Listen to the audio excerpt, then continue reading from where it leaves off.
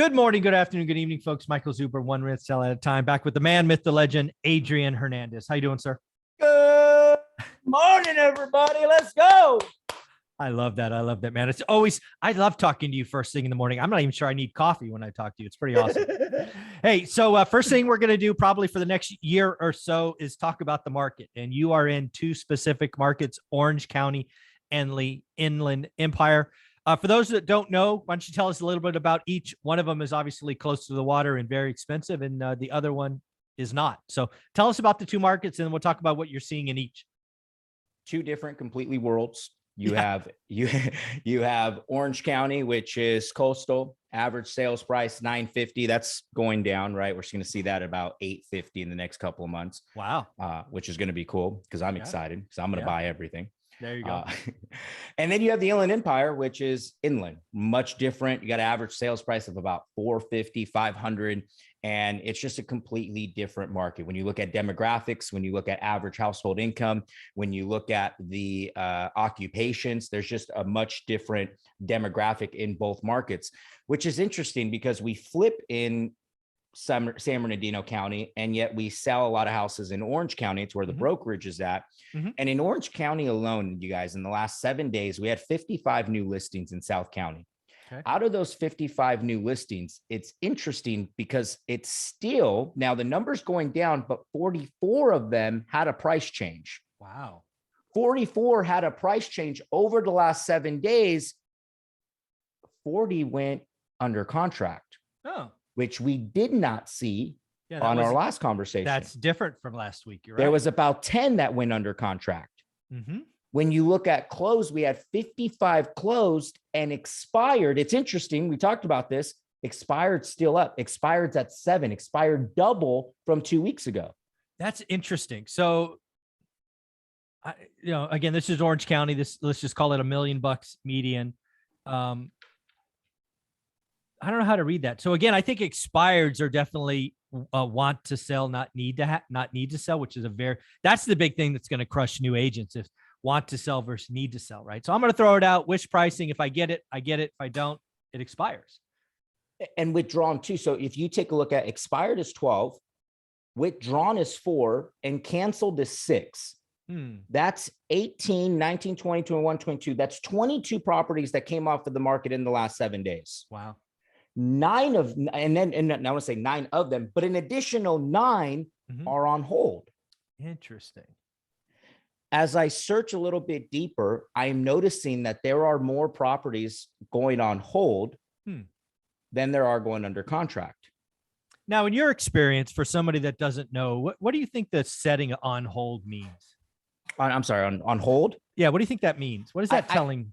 I think it's a mindset that says, I'm not getting my price, put the property on hold so we can talk about this. Stop all showing, stop calling me. Okay. Let us figure this out because whatever we're doing is not working. Got it. So again, for the audience, and I'm trying to repeat this, right? So you call up your broker, you and your wife or husband, say, hey, we want to sell our Orange County pad for 1.5. The agent tells you, hey, that's a little rich. The market's different. You go, no, 1.5, 2 weekends, 2 open house, crickets. Then it's like, hey, let's put this on hold. Let's talk. Let's see if we need to sell or want to sell. So it's kind of a step before a price drop or a withdrawal. It's kind of that middle ground. I like to call it that, like, it's that we're about to expire. We're about to come off the market. We're about to come off the market. Can we make some changes? Probably not. Every single property I see go on hold doesn't come back active. Maybe one will come back active with like a $10,000 price reduction. Okay. And it's not that, but it's not that big for $950. No, it's not. It's a 1%. Yeah. And it's interesting because we've talked about like giving better terms, right? Yes. Giving better commissions. I am seeing a higher commission. There's a property right down the street from me. They're offering 4% commission on $1.5 million. Which we haven't seen. The average commission in Orange County has been like 1.5%, 2%, because most people aren't giving a lot of commission. So we're starting to see that change. But overall, if I just took a look at South County as a whole, if I can put it into a summary, we're seeing more properties expire and go on hold because of wishful thinking, because of wishful pricing. Yeah. And it's interesting to see the amount of days on market that is occurring right now. There are a lot of people that are still like, you know what? I'm wishful thinking. I'm going to hope I get this price. And they're not letting go of it. Yeah, just and that extends the days on market. That's why I keep telling people what you're going to see is more listings. And the problem is we won't know in the data because half 30% of these listings are just I'm gonna put it at this number and I'll let the contract expire in 90 days. Yep. And that's just going to take days on market up, and then it's just going to be a mess. But as professionals, this is why it's so important. As a real estate professional, this is your job to share this with the client, you guys, because if not, they're going to lose. They may lose $10,000 today. Or let's look at a $1 million house. They're going to lose $50,000 today, but it's going to save them losing 200 in the future. And not to say that it's going to drop 200, but they're going to lose more today than they are later. And I think that's where a lot of us, if we can project that to the client, if we can show them some data and show them what's occurring, it may help. And then I want you, if you're a listing agent and you're listening to this, don't keep the listing. Cancel it. Get rid of it. All you're doing is wasting your time, and you are creating a bad reputation for you with that seller. No. I think one of the hardest things for an agent is it's totally flipped from 6 months ago. You would take every listing you can because that was the market we're in. Now you got to qualify them. And I wouldn't take a want to sell. I would only take need to sell. Yeah. So if I compare it, let's flip over to Inland Empire, right? Yes. For people that don't know, are we talking like 90 minutes by car, like on the freeway? Yeah, depending on how fast you drive. So maybe more like 2 hours. It's about 45 Oh, it's miles. only 40. So 45 miles. Okay. In LA, that means like 5 days, right? Yeah, exactly. Yeah. But from here to there, I mean, you got the 91. So it's about an hour. Okay. It typically takes us an hour to get there.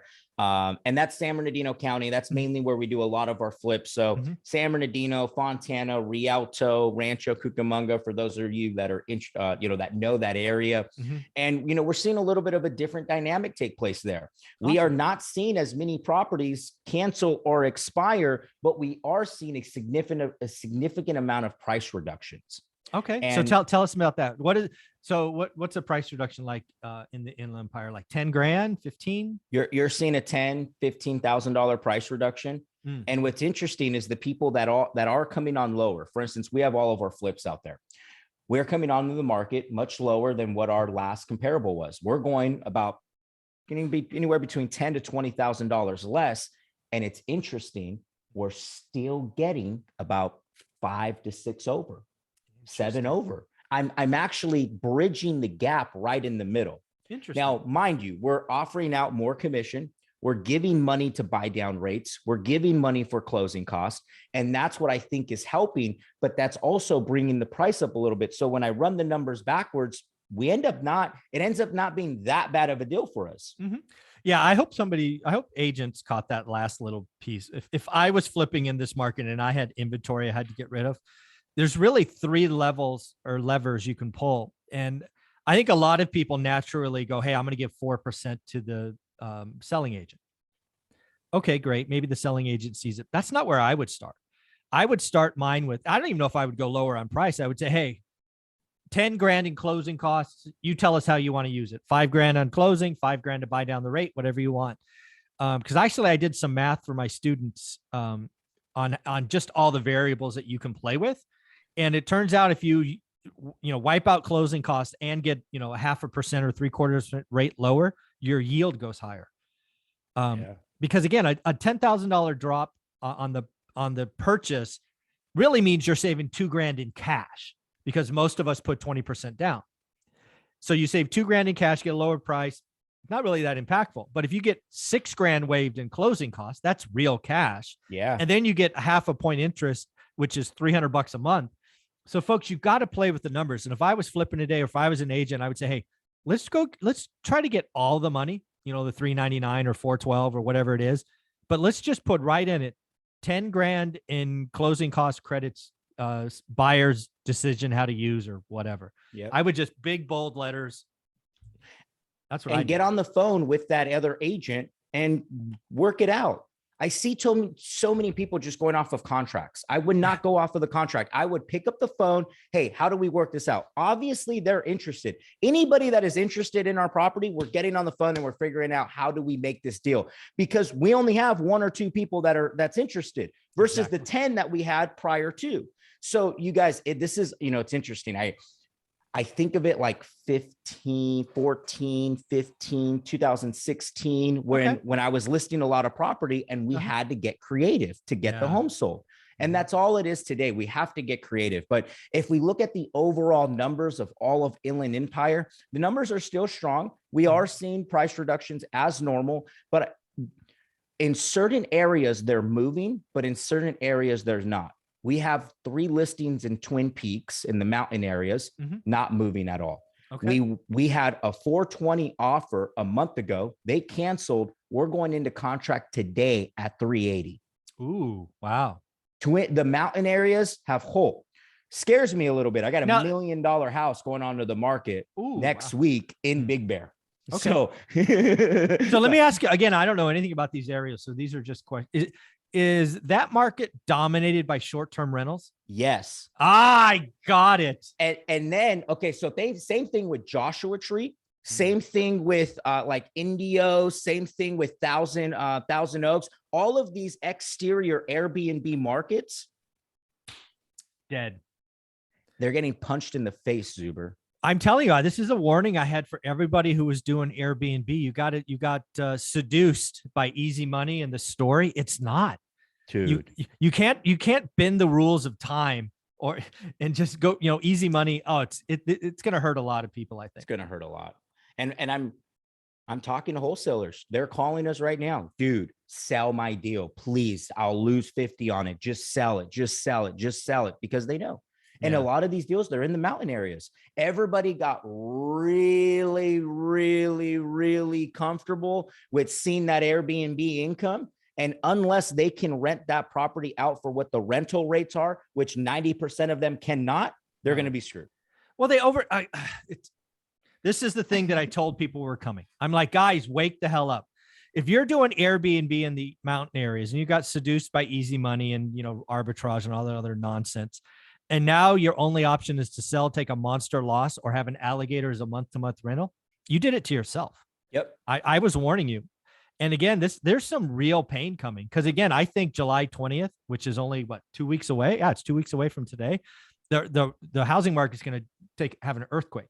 When National Association of Realtors reports a disaster June number, you're going to see more buyers run away, and you're going to see more sellers go, oh shit, we missed the top of the market. Let's list. It is going to be like an atom bomb went off for like 60 or 90 days, and people aren't going to know what's what. Yep. And in Airbnb secondary markets, if I had inventory in those markets, I'd be getting rid of it ASAP, because it's about to get crowded. I'm seeing it on my Airbnbs. I'm having to drop. So my average on Airbnb for, if I look at my river houses, I was getting about 420, 450 a night. I'm down to 180. Still not getting booked. Still not getting booked. Airbnb's. And then I see people, Zuber, still buying in that same market as an Airbnb, and they're paying, mind you, I paid $450 for my house. They're paying $750, $650 for the same exact house, hoping that they're going to Airbnb it the way that everybody else was. That will end badly.